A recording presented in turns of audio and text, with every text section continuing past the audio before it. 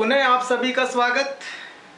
अंतिम दोहा चौपाई लेके प्रस्तुत हुए राम लक्ष्मण परशुराम संवाद की, और ये वो चौपाई है जहां पर ये संवाद अनवरत चलता है, लेकिन इस चौपाई तक ही आपके पाठ्य वस्तु में रखा है और यहीं पर श्री राम पूरे मामले को अपने संयमित स्वभाव के द्वारा शांत कर देते हैं। लेकिन बात इतनी बढ़ जाती है कि सारी सभा पुकार उठती है कि अब तो ये मारा जाएगा, नहीं लक्ष्मण ऐसा मत करो मत करो मत करो, हाय हाय अब क्या होगा, क्योंकि परशुराम जी आपे से बाहर आ गए। लक्ष्मण बार बार जवाब दिए जा रहे थे, व्यंग्य पे व्यंग्य किए जा रहे थे।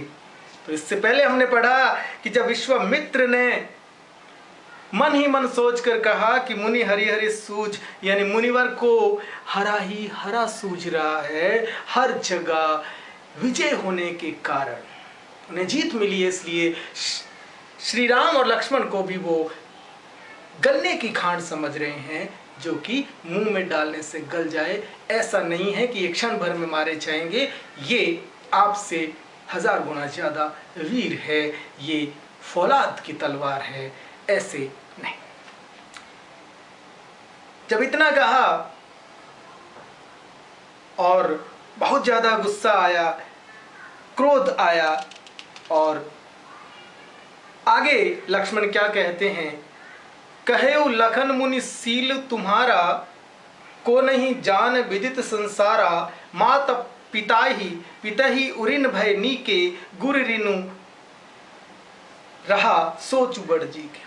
हे मुनिवर, आपका शील कौन नहीं जानता, आपका व्यवहार कौन नहीं जानता। पहले से ही आप कह रहे हो कि मैं गुरु ऋण से उऋण हो जाऊंगा, तुम्हें उऋण कर दूंगा, लेकिन पूरा संसार जानता है कि आप पहले से ही अपने माता पिता के साथ किस तरह की घटना करके उऋण हो चुके हैं। कहा जाता है कि परशुराम जी ने अपने माता पिता का भी वध कर दिया था। कितनी सत्यता है और इस कथा पर हम नहीं जाएंगे, इस कथा का यहाँ पर कोई लेना देना नहीं है मेरे हिसाब से, क्योंकि हमें परीक्षा की दृष्टि से पढ़ना है और बाकी काफ़ी सारी बातें हम समझ चुके हैं। कभी मौका मिलेगा तो हम इस पर चर्चा करेंगे, आप भी सर्च कीजिएगा, ढूंढिएगा कि ऐसी क्या कथा जुड़ी हुई है। तो माता पिता से आप पहले से ऋण हो चुके हो, और जो गुरु का ऋण है, गुरु ऋणु रहा सोच बड़ जी के। मन में बड़ा विचित्र आपको लग रहा है कि ऋण बढ़ गया होगा, वो मेरे माथे पे आप काढ़ रहे हो। सो जनु हमरे ही माथे काढ़ा, दिन चली गई ब्याज बढ़ बाढ़ा। जो ये गुरु ऋण है, माता पिता का ऋण तो आप उतार चुके हैं, गुरु का जो ऋण है, गुरु का जो उपकार है, वो हमारे सिर पे आप काढ़ रहे हो। और ऐसा लग रहा है जैसे दिन बहुत बढ़ गए हो, जैसे पैसे का ब्याज बढ़ता है, वैसे ही आपको लग रहा है कि ऋण भी बहुत ज्यादा यदि बढ़ गया है। तो एक बात मैं आपको कहता हूं, अब आनिए व्यवहारिया बोली। अब आप किसी ब्याज का व्यापार करने वाला जो व्यक्ति है उसको बुला लीजिए, ताकि वो हिसाब किताब करने वाला व्यक्ति आएगा तो पता कर लेगा। और आगे कहते हैं, तुरंत देव में थैली खोली। किसी हिसाब किताब करने वाले को बुला लीजिए मुनिवर, जो ऋण मेरे ऊपर माता पिता का उतार चुके, मेरे ऊपर जो चढ़ गया है, हिसाब किताब करने वाले को बुला लीजिए, और जितना भी वो हिसाब किताब करके जितना भी ब्याज बढ़ गया है, मैं तुरंत थैली खोलकर हिसाब किताब कर दूंगा और ब्याज के साथ वापस लौटा दूंगा। सुनि कटु बचन कुठार सुधारा, हाय हाय सब सभा पुकारा। ये वचन सुने परशुराम जी ने कुठार को सुधार लिया, हाथ में ऐसे बिल्कुल कि अब ये मरने का ही है। बस ऐसे लग रहा था जैसे परशुराम जी अब लक्ष्मण को मार ही देंगे। सारी सभा, क्योंकि परशुराम जी से सब कतराते थे, घबराते थे, सारी सभा हाय हाय अब क्या होगा, अब क्या होगा, ये पुकारने लग गई। वह मानो हमरे मत्थे काढ़ा, बहुत दिन बीत गए, इससे ब्याज भी बहुत बढ़ गया, अब किसी हिसाब करने वाले को बुला लाइए तो मैं तुरंत थैली खोल कर दे दूं। ये बात जब लक्ष्मण ने कही, लक्ष्मण के कड़वे वचन सुनकर परशुराम ने कुठार संभाला। सारी सभा हाय हाय करके पुकार उठी। लक्ष्मण फिर भी चुप रहने वाले नहीं थे। भृगुबर परसु दिखा वही मोही, विप्र विचारी बचाओ नृपद्रोही। हे भृगुवर, हे परशुराम जी, मुझे कुठार दिखा रहे हैं आप, मुझे कुठार दिखा रहे हैं आप, लेकिन एक बात का ख्याल रखना, मैं आपको ब्राह्मण समझकर छोड़ रहा हूं, बच रहा हूं, नहीं तो अभी इसी वक्त आपसे मैं दुश्मनी मोल ले लेता। आप ब्राह्मण हो इसलिए मैं हथियार नहीं उठा रहा हूं आपके सामने। आप कितनी देर से ये कहते जा रहे हैं मार दूंगा मार दूंगा, आप ब्राह्मण हैं ये विचार कर कर मैं आपको छोड़ रहा हूं। मैं किसी राजा को मारकर उसका दोषी नहीं बनना चाहता, आपका दुश्मन नहीं बनना चाहता। लक्ष्मण कौन से मानने वाले हैं?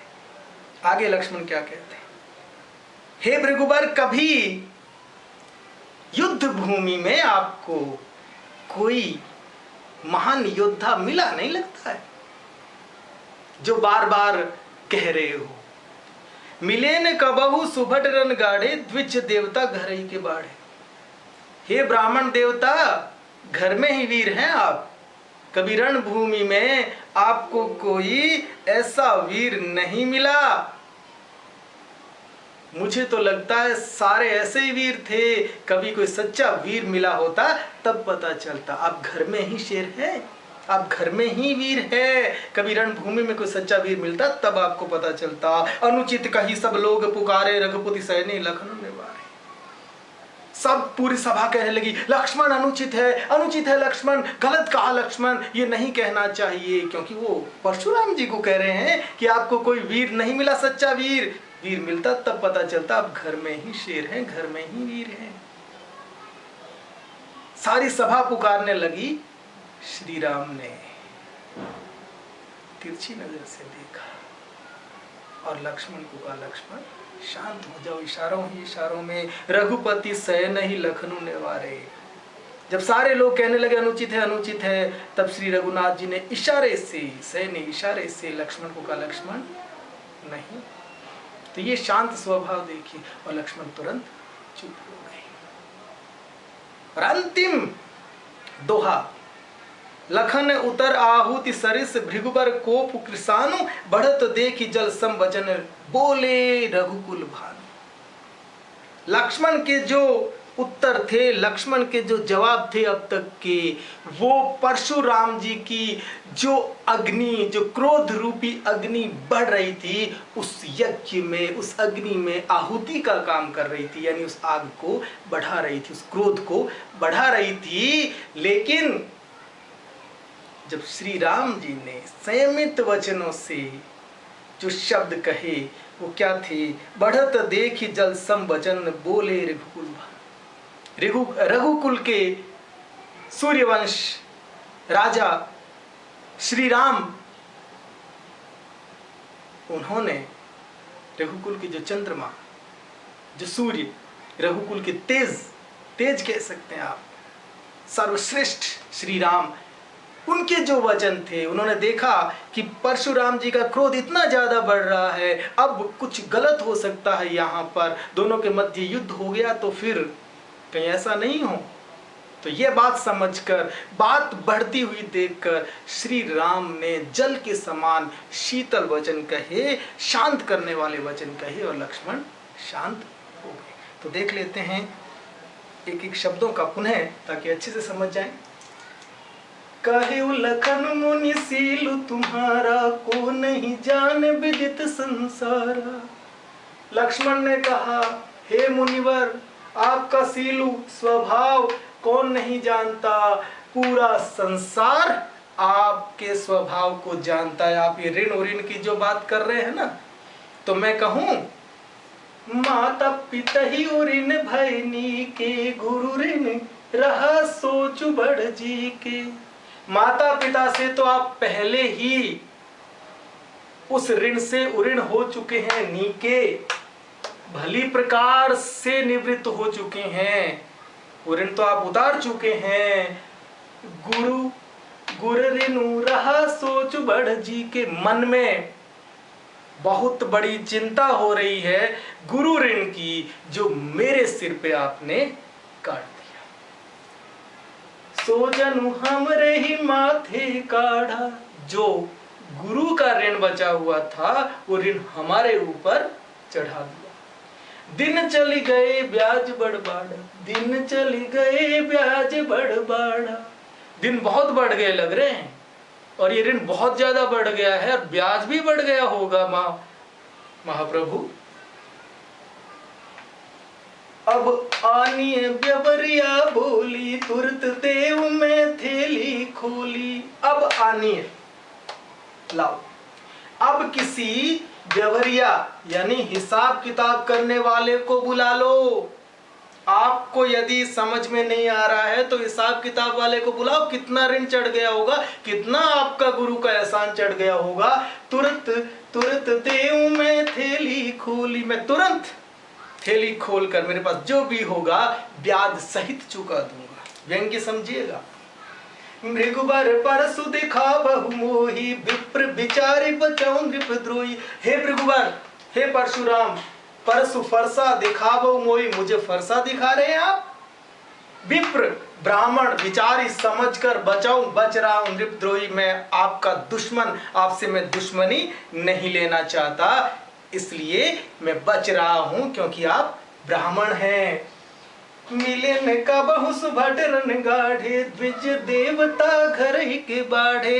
हे प्रभु, हे मुनिवर, कभी आपको युद्ध भूमि में सुभट महान वीर नहीं मिले।